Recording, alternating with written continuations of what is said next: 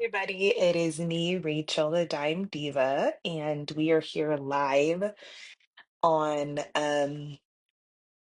the evening after Game 7 of the NBA Finals.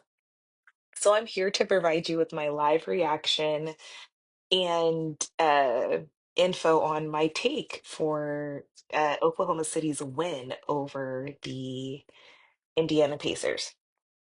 So let's first just give an overview of what happened here. Indiana lost 91 to 103, or Oklahoma City won 103 to 91, whatever way you want to frame it.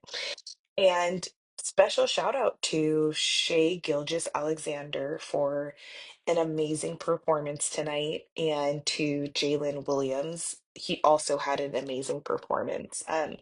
Both of them did excellent in this series, and Oklahoma City really impressed with their playoff run. It was a super playoff run. Congratulations to the team and the organization for their first ever championship. And like I said during my halftime recap, super thrilled for the team because I've been a fan of Oklahoma City since they moved from Seattle in 2008. So let's go to the big story of the night. All right. So, unfortunately, in the first quarter, Tyrese Halliburton injured um, his leg. He originally entered the game with a strained right calf, and Mike Breen on the broadcast right after the game, and showing Tyrese Halliburton in the tunnel with his teammates, revealed that Tyrese Halliburton had an Achilles injury. Based on the data, the information, the details that we have, and the different visuals of Tyrese suffering that injury, it looks like he may have torn his Achilles. And that's really sad, y'all. When I was talking to my mom about this, I'm at my parents' this weekend, spending some time with my new nephew and family. And so when I was talking to my mom about it, she mentioned that uh, one of the Morris twins who played in the NBA in the 2000s, 2010s, and up till recently, shared on TV that he had played during the playoffs through an injury. But playing through that injury actually resulted in him um, having lingering issues with his game for about 2 years after he was injured. And so that leads me to the question, is Tyrese Halliburton, or did Tyrese Halliburton um, risk his future career, his future statistics, his future earning power by playing this game tonight, even with his strained calf? If he did tear his Achilles, um, was it worth it for him to try to play in this game 7? And I think that's a tough question, in my opinion. There's two sides to the coin, and for my take. Um, One side is, if he had not played, would he have gotten the reputation as somebody who's not a team player, who's not tough, who doesn't have grit, right? Decades later, we still talk about Jordan in the flu game, him playing through having the flu. Um, and then players like, let's say, Kawhi Leonard have gotten a bad rap because they don't play through injury, or they require like a rest schedule. So Tyrese had a potential threat to his reputation by not playing. However, there's the other side, right?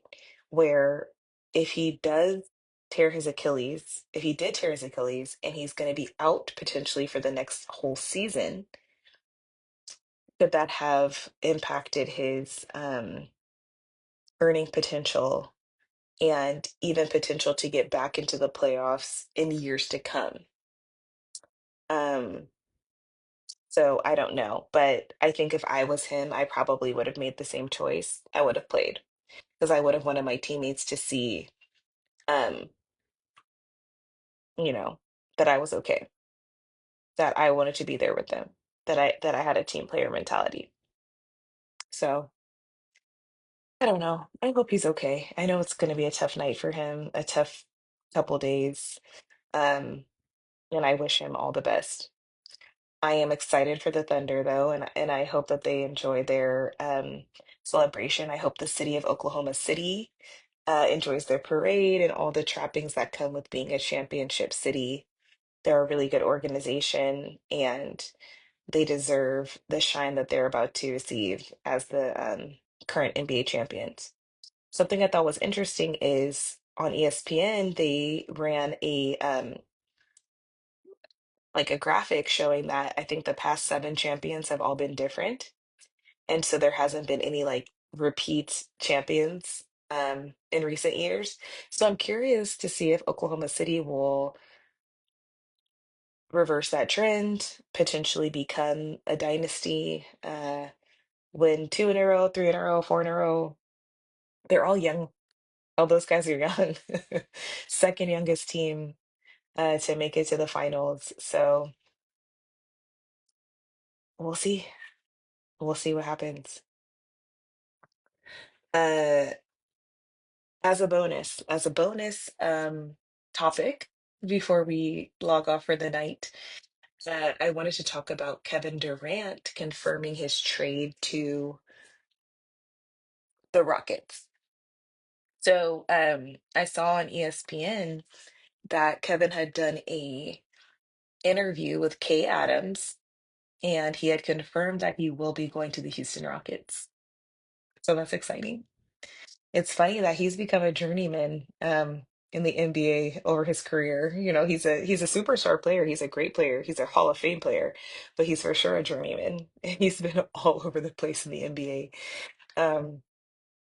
And so this will be his next stop. He'll be 37, and who knows, it might be his last rodeo in Houston. It might not be. We'll see. Uh, they're trading Durant for Jalen Green, Dylan Brooks, and a plethora of draft picks. I'm curious with the trade of Jalen Green. You know me, because I'm always wanting to know the players' personal lives and the tea that's associated with the players. And we know that Jalen Green is infamously dating Drea Michelle, who is an Instagram model and social media personality, and TV personality, who's much older. And they have a daughter, who they just revealed her photo and name. Her name is Light Green, which is interesting. Light Green. So I'm wondering, Drea is an IG model. She does hosting, she does, TV. Houston is definitely a hotspot for that. So we know that, Drea and Jalen live together. Is Drea gonna move to Phoenix? Is she gonna be a Phoenix-based baddie when Jalen is traded there? I wonder if that's gonna have an impact on their bond or relationship. We'll see. But I think it was a good trade overall. Yeah, you guys, let me know what your thoughts are on the final. I thought it was a great final, 7 games. The last game was really close in the first half. After halftime, it was really Oklahoma City the whole way, but they kept it interesting. I'm really satisfied with the NBA season. I think it was a good season, and yeah, I look forward to finding out more trades and such that happen as the official new NBA year starts in mid-July. For now, I will sign off and I will check you Dime Divas and Dime Daddies later. Bye.